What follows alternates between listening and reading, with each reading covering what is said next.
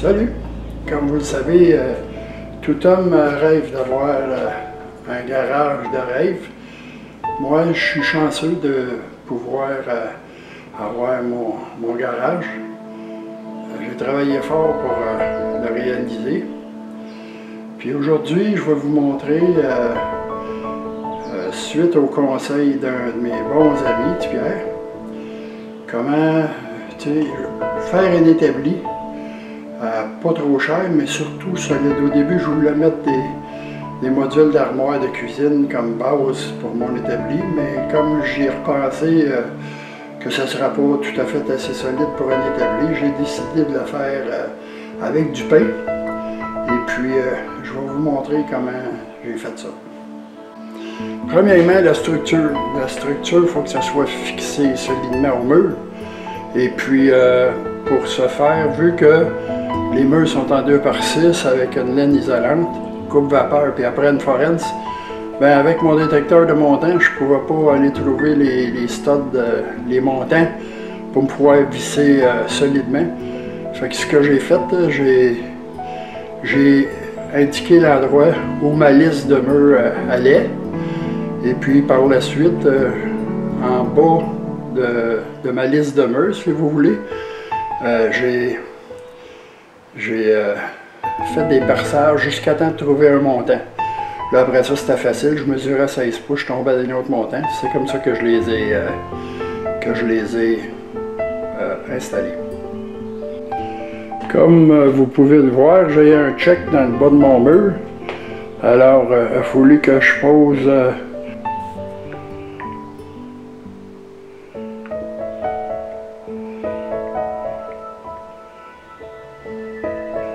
après avoir posé mes deux extrémités, j'ai posé mon pied pour la base. Ça a été la première chose. Mes deux bases debout, ainsi que mes pattes descentes. Ça, c'est pour avoir un espace pour m'asseoir à mon établi pour mes petits bricolages. Par la suite, j'ai posé mes travers à chaque extrémité, ici, là, et puis l'autre section aussi. J'ai posé mes travers que j'ai vissés en dessous, puis après mes deux pattes. Par la suite, j'ai posé mon contreplaqué sur ma tablette, et puis il est coupé bien d'écart, les deux sont coupés bien d'écart. Et puis, quand on le rentre, j'ai pris la mesure de là à là. Fait que d'en avant, après ça, j'ai mis une serre pour le serrer comme il faut, pour que ça soit à côté ces deux bouts. Et puis, j'ai juste vissé ma tablette sur le dessus, ici. Puis d'un côté ici, j'ai mis du clouage pour que ça soit solide. J'ai mis un autre morceau en dessous, en arrière de ça, pour que je puisse me visser avec ma tablette. Ça, j'ai vissé avec de la vis à plancher. La vis à plancher de 3 pouces et demi. Ça tient très très bien. Ce que je vais boucher avec du mastic, de la pâte de finition pour auto. Ça se sable très bien, puis il y a un catalyseur avec ça, on mélange ça, on pose ça dans les trous, après ça on sable avant de peinturer l'établi. Ici, comme vous pouvez voir, le trou il est pas mal plus gros un peu. Ça, c'était pour que mes vis de 3 pouces et demi puissent aller rejoindre je vais zoomer out, là.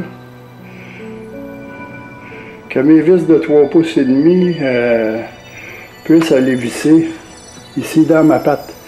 Parce que la vis 3 pouces et demi, avec ça, ça rentre. Il y avait pas assez, c'était pas assez profond la vis. Alors j'ai fait la même chose des deux côtés, et puis par la suite j'ai coupé pour que ce soit plus propre des morceaux en avant de l'établi pour cacher le plywood. Et puis après ça, ben, j'ai taillé le dessus. Puis là lundi j'ai commandé une feuille de tôle pour mettre sur le dessus pour pas abîmer l'établi. Et puis ça me donne de l'espace pour mettre toutes mes affaires. Et que, je suis bien content. Le produit que j'utilise pour boucher les trous, c'est du Proform, du mastic de finition pour les autos, avec du catalyseur qu'on mélange. Puis ça durcit quand même assez vite, faut être assez vite pour ça. Puis d'abord, je prends une petite quantité de Proform ou de mastic à boder. J'y mets un peu de catalyseur. Et puis, quand je mélange le tout, ça va devenir bleu. Il faut que tout soit bleu. Puis là, je ne suis pas sûr que j'ai assez de catalyseur. Ça devient bleu pâle.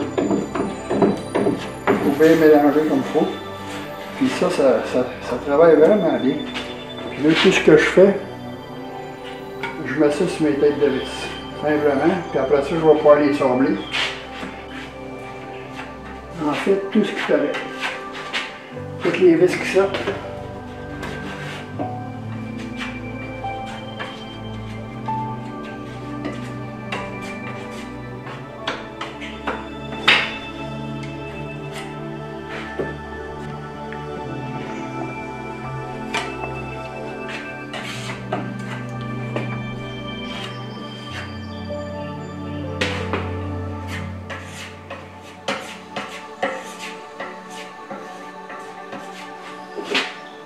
Là, toutes mes vis sont couvertes de mon produit de sablage. Là. Fait qu'ils vont me rester à sabler, puis après ça, commencer la peinture.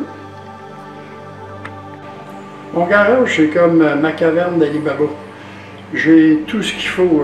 J'ai le rangement de mes outils sur un mur avec mon escabeau à usage rapide, mon système pour massier onglet, mes choses, mes boyaux d'aspirateur, ma peinture, mon coffre d'outils, puis mes leurres qui sont rangées sur le dessus de l'armoire en haut, mes excédents de leurres, les pneus d'hiver, mon pneu de bateau, puis mon excédent, j'ai une dizaine de cannes dans le bateau déjà.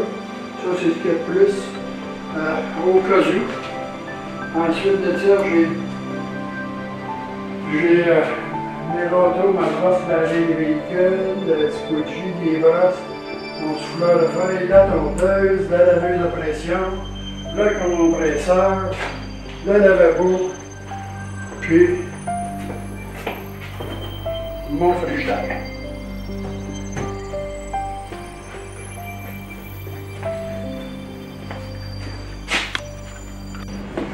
Puis ça, c'est mes armoires de rangement que j'ai fait faire par mon frère parce que j'ai plus de machinerie d'ébénisterie, fait que c'est mon frère qui me les a faites là. 3 belles sections de rangement.